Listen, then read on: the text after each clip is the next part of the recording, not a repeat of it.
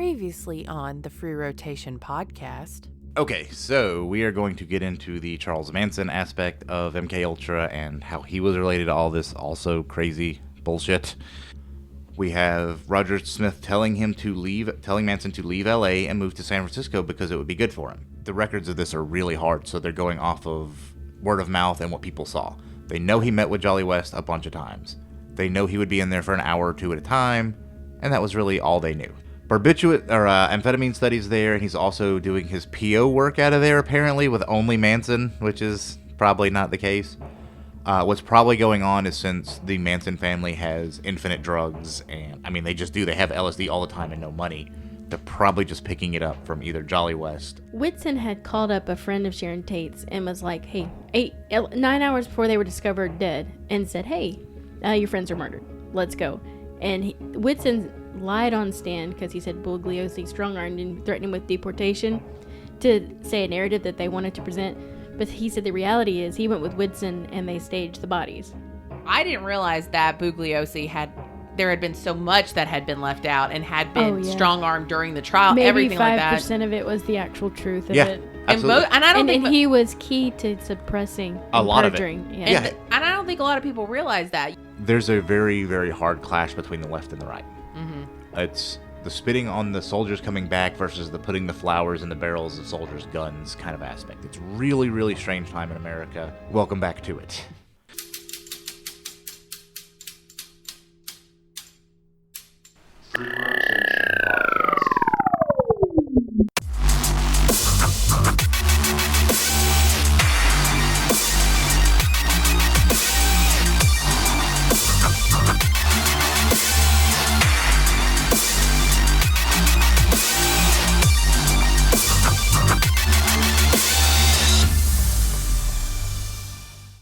It's a huge trial. It's hippies that have murdered Hollywood elites. And not just like murder, but like cut the baby out. Like horrendous stuff. Kind of like the Jimmy Shaver raping a 3-year-old and bashing her head to pieces. It's as violent as it can possibly be for the sake of gruesomeness. Well, and it's like the first, and this is just coming from the law perspective. It's the first true crime case that goes to trial that has such a public perspective on it, because it's so dark, it's so gruesome.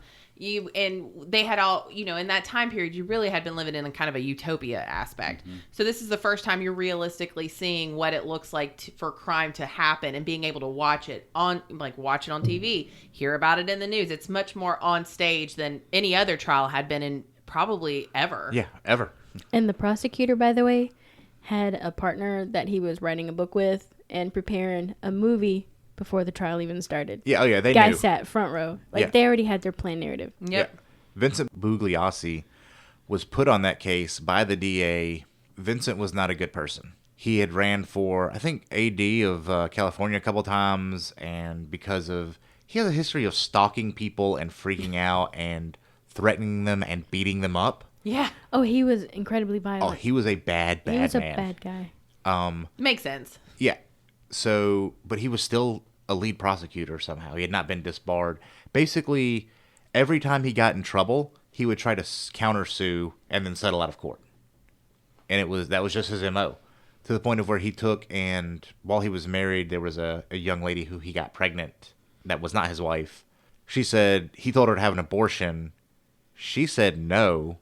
He went over to her house and beat the hell out of her. The cops got called. He shows up apparently at the sheriff's office and tells her, I'm Vincent Bugliosi. This is not going to go well for you. I'm going to tell them you owe me $300 for a phone meeting, is what he said she owed it for. Then your life is going to be hell. So she gets scared because, again, at this point, it's the early 60s when this is going on. Women didn't have they technically had all the rights, but they didn't really have any of the rights. They were still rule of thumbing it back then, and it was what it was. And he was a powerful man, and she was not a powerful woman. Right. Like, he tried to threaten to sue and physical violence against Tom O'Neill when he was being interviewed for the book. Absolutely. Like, he was... And this is 30 years... monstrous. 40 years after that. He was an elderly man at this point. Yeah, he's like, I'm going to beat the shit out of you. Tom O'Neill in an interview said, I thought time would have mellowed him, he was like, oh no. Worse. This was it. Tom O'Neill has these recordings, too, of him just screaming at him and threatening to ruin his life, and you don't know who I am, and I will make your life a living hell, and you will go to jail, and he's like, oh, I got the recordings if you want to hear them. It's cool, whatever. Yeah, welcome to the 90s. We actually can record Well, your and shit now. that was Tom O'Neill's whole thing, because he may not have started out as a legit reporter, but he sure as hell ended up as one. Yeah. And he said that Bugatti sometimes would tell him to turn the recorder off, and he also had one, and then he would really start in. And he's like, I'd have a headache by the time he was done. And then we'd turn our recorders on and keep going. So, question. Shoot. Is there any possibility that the prosecutor, I'm not going to try to pronounce his name, was in MKUltra? Because this... No, but I Okay, think so- he was so dirty Yeah, that corrupt. they could make him do whatever they said on fear of putting him in jail, because they knew what he was doing. There was no doubt. Yeah.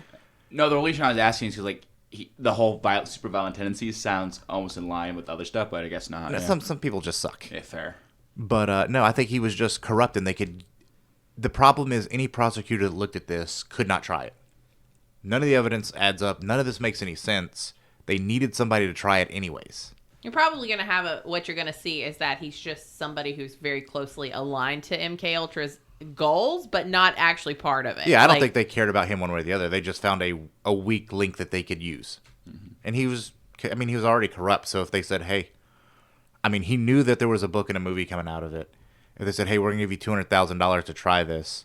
Here's the evidence you need. Run it. Here's the story, the evidence, And to the the point where witnesses they we've put- already coerced for you. Yeah. Go. And they put one of his prosecutors on the defense team without telling anybody. Yeah. What the fuck? Oh, it was a setup from the jump. Jeez. So the problem is you can't have an actual trial with the facts, because the facts don't make any sense. You can't say, hey, they went to kill Melcher, but they knew Melcher didn't live there. Right. That's just a blank. But what you can do is microdose them with LSD and have them all act crazy as shit in court and come in singing and dancing and laughing and keep getting them thrown out. And cutting shit in your forehead. Yeah. So it's more of a spectacle, and the facts don't matter. Clearly, these people are guilty, and they have no remorse. And I think that's Right. the tack they used. And if you have an unexplainable crime, you have somebody act unexplainable. Yeah. Like look at them. They're crazy. Whatever reason they came up with doesn't have to make sense because they're crazy. Yeah. They blamed it on Helter Skelter, which was, if you don't know, A1, a Beatles song. A2, it was the idea that there was going to be a race war. Charles Manson believed that the blacks would win the race war, but that when it started to happen, he was going to take his family out in the desert and they would go into a hole. Mm-hmm. They would wait until the race war was over and come out, and because they believed the black people were too stupid to govern themselves, Charles Manson and his family and their pure offspring would come out and take over.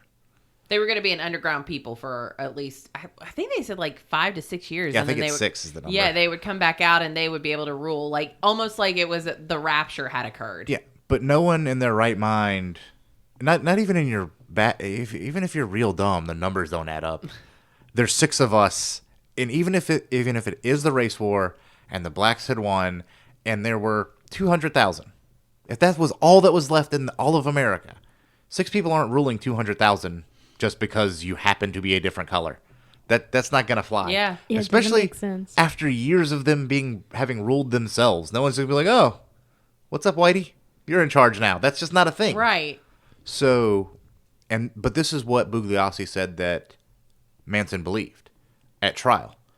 After the trial, he 100% said Manson never believed that. He never thought that was He going to happen. absolutely said that in an interview Yeah. with Penthouse. Yeah, he's like, no, it's out there. There's no way he believed that. No one's Yeah. that stupid. Said, he said he maybe convinced his followers, but Maybe. Manson didn't believe that. And nobody followed up and said, okay, then why? why? What's the next step? If he didn't Yeah. believe that the race war was coming, and his Then why did goal he do it? in killing the Tates, and he said supposedly his quote was leave something witchy at the Tate murders so that they would think the Black Panthers had done it, to basically Which makes no sense.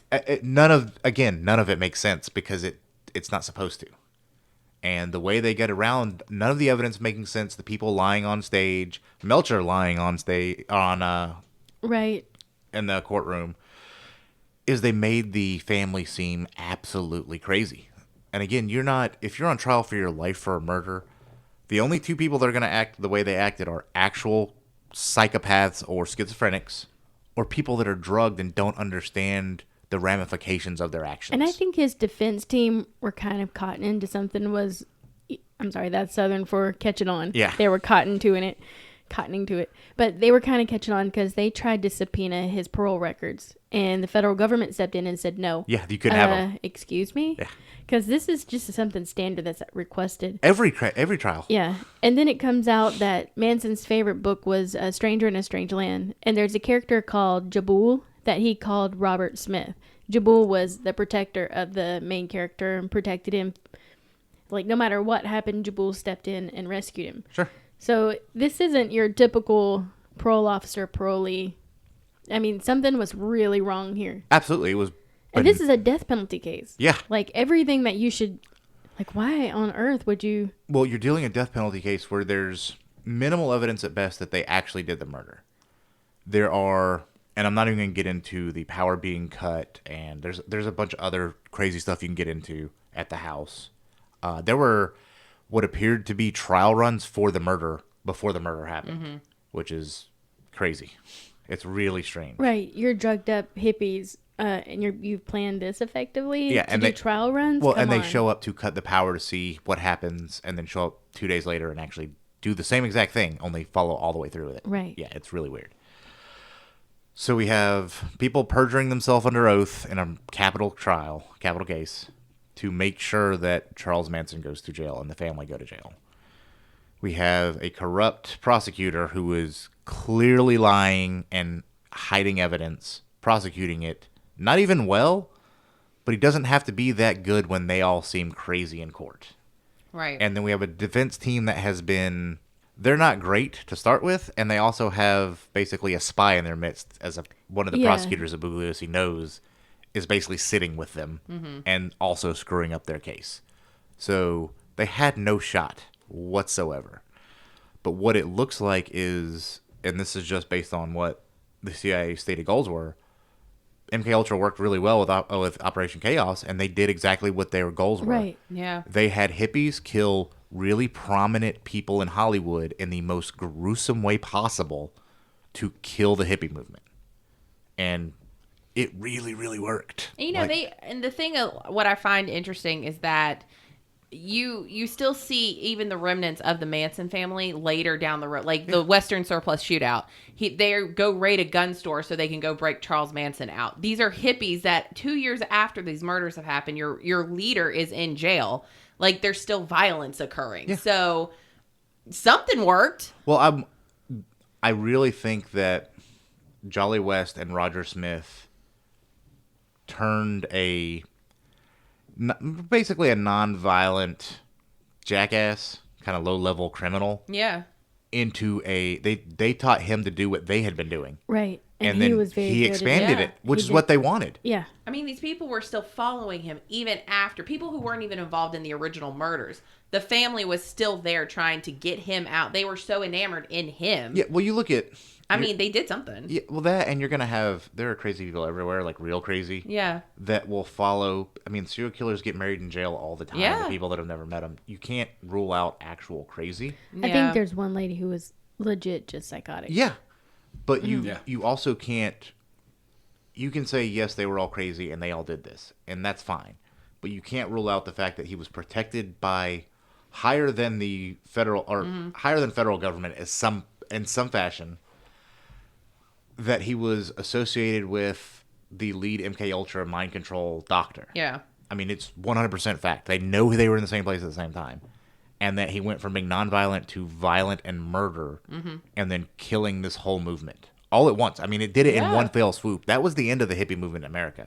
It's supposedly, I mean, it's still around. There are still communes. There's one not far from us, but it is not what it was. I mean, we talked. We did an episode on the Rainbow Girl murders, and that was a hippie movement where people were going to the rainbow gatherings, and people even then, and this was like 1979, 1980, when this was like the end of the hippie movement, they were still talking about how these hippies were coming into our town and they were going to cause all this chaos and all of this, even though 2 of them got murdered, wasn't any of them murdering them, but it's just that idea that look how long term that idea happened. Well, you can look at South Park. Cartman hates hippies. Yeah. No one hates hippies. Hippies, they don't bother anybody. They're just there. So, and that's, I mean, that is legit just popular culture where they have not lost that sense of hippies are bad. Yeah. And I don't think we ever will because of that, which was the stated goal of chaos. Yeah. It was the CIA's goal to do it really well. And they did. They created a murder.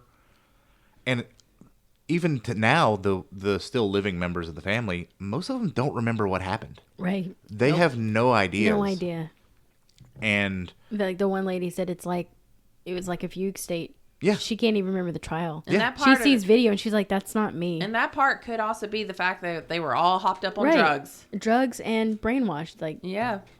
and I think that this was an experiment to see, could they influence Charles Manson, who then influenced someone else? Can you have a middleman? I think it's more nefarious than that. I don't think it was an experiment at all. I think Jolly West knew exactly what he was doing, and I think Roger Smith led Manson to West for this reason.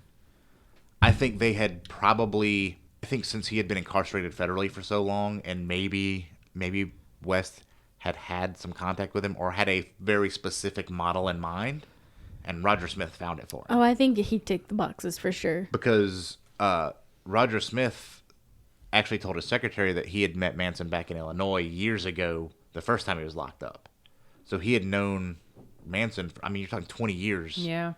So I think it was just, here's the guy, bring him to me. And it's interesting to see that if you think about it, there are no real narratives after the fact of the trial and Manson being incarcerated. No. He never talks about it. And I mean, that is strange considering most serial killers, most well-known spree killers, those people will interview at some point and explain the whole reasoning behind it, even if it's crazy. Manson, completely mum. He may not even know. Well, he did one interview, remember? And he's like, when they're asking about this, he was like, if you believe what they're saying, that's on you. That's not what happened. Like, he is telling you this isn't what happened. But he's so out there and he speaks in riddles and he throws in random Bible verses. Well, that, and you don't know how much, if Jolly West's ability were as good as he said he was, if he said he could implant fake memories and he could really change someone's mental state permanently, Right.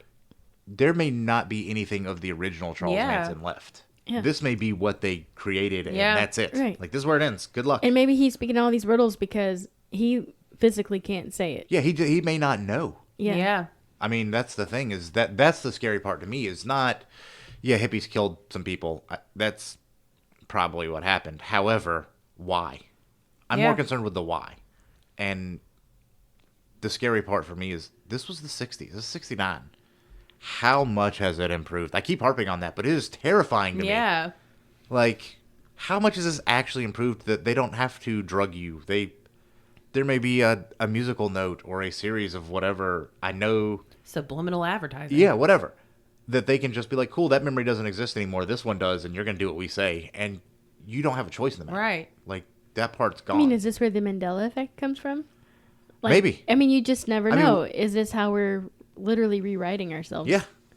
Maybe it was like a huge subliminal TV thing that they Let's ran see if we can make everyone believe this. all at once. Yeah. Berenstein Bears. Bernstein. No, but like, yeah. Nelson Mandela, like, let's see. Can we convince the world? Yeah. We but did. Some of us still have a kind of memory that's just, I know this is it, but it just seems like it was this. Yeah. It's Is this really weird. Is this that? But I wonder about that a lot. I want to. There is a recording of Tex Watson before he was arrested that I want to hear really badly. That I never will hear because I am nobody and they're never going to let anybody ever hear that tape. No. But because for all of Tex Watson's, he pretty much by heart had the same speech. Anytime someone asked him, we da da da da da da da da da da da. Even Tom O'Neill said, he never deviated, except there's this one recording where he says something different. I kind of want to read the book now. I'll be honest with Helter you. Skelter? Not Helter No, Skelter, no, Tom no. O'Neill's book. Oh, yeah. I read Helter Skelter, so It's I like already... I was Chaos, Charles Manson, and the 1960s. 1960s. Yeah, I think it was like Chaos Conspiracies in the 1960s Yep. or something like that. I mean, I tell everybody to read the book. It's fantastic. And it broke this man. You can follow him on Instagram. He wants, again, everything he's found, which was always there, but no one really looked for it so hard because it was just one of those weird American things. Like, this is what happened at the end, and it's not even close to what happened. No. Well, the narrative that was created during the trial during this book. When you have people get up on the stand or people dancing around in the courtroom acting crazy, and the narrative is these people saw this is what happened, this is it, and that is publicly displayed. Drugs bad for you. Yeah. Like, how do you argue that? How do you contradict it without somebody going back and being like, that's a little weird? Why is that how that happened? And trying to break it down. And Bugliosi, most people don't realize it. Even I didn't realize Helter Skelter had been pretty much debunked. Most people still cite Helter Skelter as the main source of what happened. This is the Charles Manson story, Helter Skelter. So, it's bullshit. You know, there's a conspiracy theory that links Nancy Reagan and her just say no to this. Yep. But, it's conspiracy theory. There's a lot of conspiracies out there. Yeah. But I'm like, don't bring Nancy Reagan into this.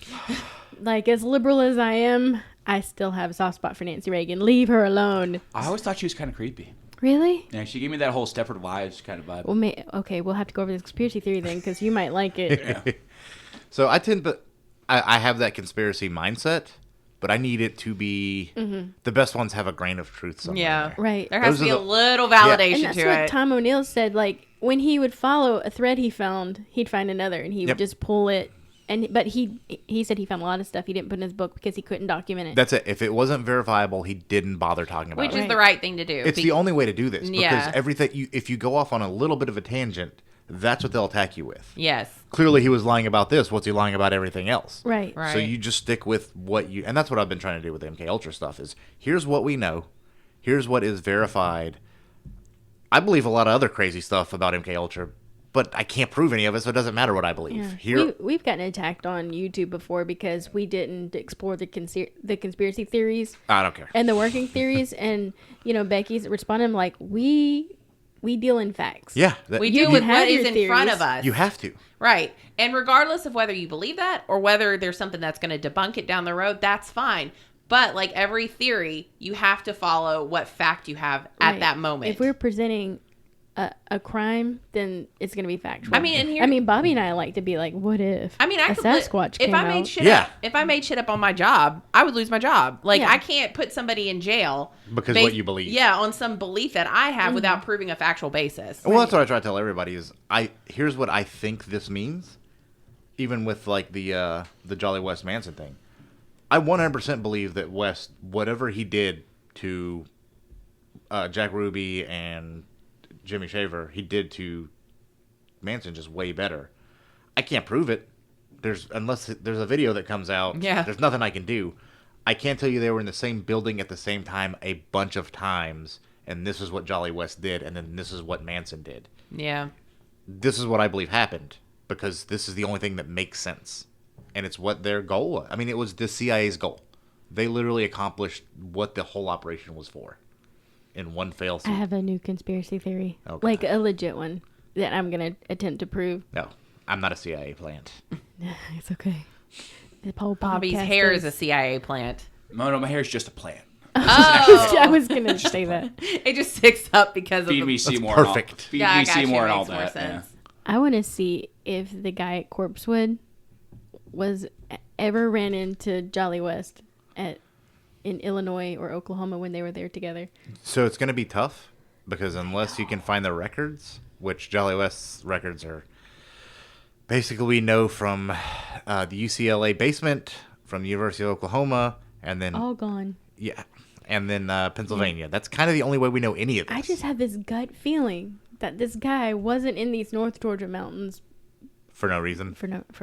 Doing these exact same LSD orgy experiments. Yeah. Living off the grid, building your own house. Documenting it. Having LSD parties. Well, again, he had to get the LSD from somewhere. Yeah. He had 20,000 doses. He got it from somewhere. That's always just not... And you don't hear what happened to the LSD afterwards. And he worked at the University of Chicago, right? He sure did in Illinois. And that's the crazy... And as he was murdered, he said this was... Yeah. I knew this was coming. He said, I asked for this. Well, and see, everybody, the way my mind works is I don't go to, initially, did he know Jolly West? I go to, where did he get the acid? If we can find where he got the LSD, if it was that CIA plant in Illinois. It was that he worked with the government doing LSD research. Oh, nice. So this is, this has got to be, I mean, it doesn't gotta be, but to me, it just rings that bell of truth. Well, that or, again, Jolly West may have just been the best at what he did. There's no telling how many of these guys they had out there doing this. This guy he was pharmaceuticals, but he was also doing psychology research with pharmaceuticals. Sure. So I'm That's like, what they were all doing. This is very... Even when we did that podcast episode, I'm like, something's wrong No, here. I remember we talked And they very were briefly gay men about who moved to the North Georgia mountains. MKUltra. What? Of all the places. Yeah. Just interesting. It is interesting. And then it burned down. So Yeah. Cue the And X-Files the music. evidence is gone. So, and it was another situation where when the police get called in, all the evidence and recordings and files are gone. They're missing. And it's these people who killed that you wouldn't think would kill. Of course. And it just happened to be him and his husband. Well, not husband, but Yeah, Partner. boyfriend. because it was Partner. 89. Yeah, so, there were no husbands for husbands back then. Not here. Yeah. I'm like, man, this ticks all the boxes. Yeah, it's really strange how, especially the cases, they end up being years apart, but so super similar. Right. Like, everything keeps adding up. And I just look at the Jimmy Shaver versus Charles Manson thing where there's just this abundance of what seems to be really insanely planted evidence everywhere. yeah. So there is no questioning. There's no, her panties are on his rearview mirror. Yeah. What? How is that a thing? That's not a thing. Right. Apparently it was in this case, and it made Why would no they one question even it. be there? It doesn't even make sense that Yeah, he'd do that. But if they're there, you don't question that he killed Right. her. Oh, in his car, bloody panties. Yeah. Boom. Mind you, we drug him out of the woods from this quarry Right. 5 minutes ago. Over her body. Yeah. How'd they get But there? the panties got okay. Yeah.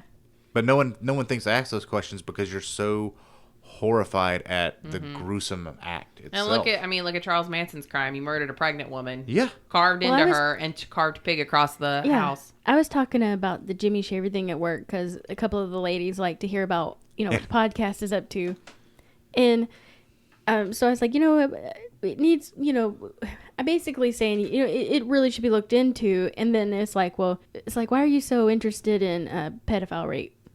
Well, I'm not. But I want to know how the panties got on his rear view. Yeah. I'm not interested in He did to her. You're not interested in like the substantive part of it. You're interested in the procedural Right. part of but what if happened. you get interested, there's the chance, you're just interested in the, pedophile aspect. No, that's not it. But Yeah, I don't care about that. You kind of have that stigma that could be attached. Well, it's a question. There's a big question mark sitting on it as to why that happened the way it did. Well, all of these, Yeah. that's the thing that comes up at all of them. There's a big, huge question mark. yeah. Why did Jack Ruby shoot Oswald? He was clearly not pro-America. He didn't seem to care at all. Yeah. He never met Oswald. Who let him in there? Like, there's all these questions that will never be answered. Not by me. Not by probably anybody unless we get somebody like me in the presidency and he's like, here's it all the information all at once. Good luck. And then people are going to be like, this is all crazy. Yeah. Well, even Where's when the you book? get leaks like Snowden, Yeah. nobody wants to believe it. Well, I don't think... So I look at Snowden as differently. I don't think anybody doubted Snowden at all. When it came out, everybody was like, man, the NSA is spying on everybody, huh? And then he has to leave country because he's going to jail. There is no coming out of it. And because of one of the NDAs he signed and the way the American government works with our police or our judicial system, he can't even use the fact that he was going to, it was because the American people deserve to know as an excuse. Right. He can't even offer that as a legitimate. No. It's just like, He nope, can't- that's he not can't why. claim whistleblower status. Yeah, all he can say is, I did it. So literally they have left him with, you. If you come back to America, all you can say when we arrest you is, I did it. That's it. That's your only out? Well, I'm not coming back. Which he's probably never going to, because even if they, I can't imagine, even if they clear his name, he doesn't get ghosted. Yeah. That dude probably knew he ain't coming back. He's going to ever. get Hillaried for sure. Yeah. She is one of my... I'm not saying that in a bad way, Hillary. I Please love don't you. kill me. Yeah, please don't kill me. Yeah. We don't know anything about you, so Yeah, we're fine. And we are definitely not ever doing that, so... Yeah, we're staying away from that one. Oh, come on, it'll Yeah. be fun. Let's do it. Come on. No. We're No. already probably on a list with the last few episodes we've done. We don't need to be on any other list of contemporaries. Yeah. I wasn't scared of Hillary until that one camera shot where she, like, goes... Yeah, and I'm like, she's possessed. Where it looks like she's having a weird stroke. Yeah. Yeah. And that girl in front of her is like, holy shit. And I'm like, yep, she's not human. She's a lizard. We're editing that out because I don't want to come after me. I don't need no lizard people showing up. Yeah, she's definitely a demon. Well, it has been. And I fully support her evil. I don't know. It's just very. It's a lot. It's a lot. That's what I've said at the end of every episode. It's just a lot. It's just a lot to think that everything you know about something, if you just dig, it's like if you just hit the ice just a tiny bit, what you see at the bottom of the ocean. We're not asking you to go down into the conspiracy theory territory. This is just facts. What we're asking is that you open your mind and don't accept a narrative. Stay woke. Like, even on things you think is common knowledge, Yeah, if they're something not doesn't always. make sense, just question it. Yeah. You're allowed to question things and look into them. And that's just how my mind works. If something to me doesn't make sense, I want to know either why it doesn't make sense or why I'm wrong. Right. And I'm okay with either one of those. And I don't believe anything should be believed 100%. No. Even that idea shouldn't be. Question everything. Now you and Bobby, total Sasquatch believers. Oh, Well, yeah, no, that's Sasquatch is 100%. Yeah. Yeah. You're outnumbered. No, I like mean, this. I'm not outnumbered. I believe in Gigantopithecus. I love cryptids. I want to go hunt them. I think he's probably maybe extinct by this point, or the numbers are so small that it might as well be. But I don't think it's what most people think is a short-faced bear remnant. I think it's Gigantopithecus that still exists. That's fair. You believe it in some fashion, which is fair. Well, we know there was a Gigantopithecus. We know it was in North America. We know there were megafauna and the mega mammals here before the Halcyon Comet event. Cool. Did some of them survive? Maybe. Well, your wife wants to go out to where we saw the dogmen. I know. And hunt those with us, and I'm willing, but I'm gonna stay in the car I'm bringing because a they gun. chased us across the I'm field. bringing a cat. Like I'm they fist look fighting. like werewolves, and it was me, Becky. Jake was crying, like he was so scared, like literally crying. I mean, it's Jake though. Yeah, I was like, I don't think we're on the same level. I'm not worried about. Well, I'm excited because it's spooky season now. Yep, time to get scary. Time to get your spookers. So yeah, we're doing a YouTube series on spooky stuff. We're gonna go to Andersonville Prison. Andersonville, yeah. In 2 weeks, right? Yeah. 2 weeks. I'm October gonna- 3rd. I'm gonna message them and see if they will let us. Bring our equipment. Yeah. Yeah, they also close at 5, Oh, from where I looked. maybe we could come after hours. I'm gonna message them and I'd pay for it. Well, that and I will ship them some of because they are a Civil War prisoner camp. I have some Civil War stuff I can show them or offer to loan them. Yeah. Yeah. Oh, To okay. let us come after hours. Yeah. Okay. Can we come hang out, y'all? We just And want like to I come said, and if it needs some palm greasing, Yeah, I'll talk to them. need some green buckaroos. I can also. I got some ones. And on that Yeah. note, Maybe some fives. hey Becky, where can our viewers give us some 1s and 5s? Okay. You We can do find. have a Patreon, but I forgot it. I don't remember the password. I mean, I have an OnlyFans page. There's no Patreon.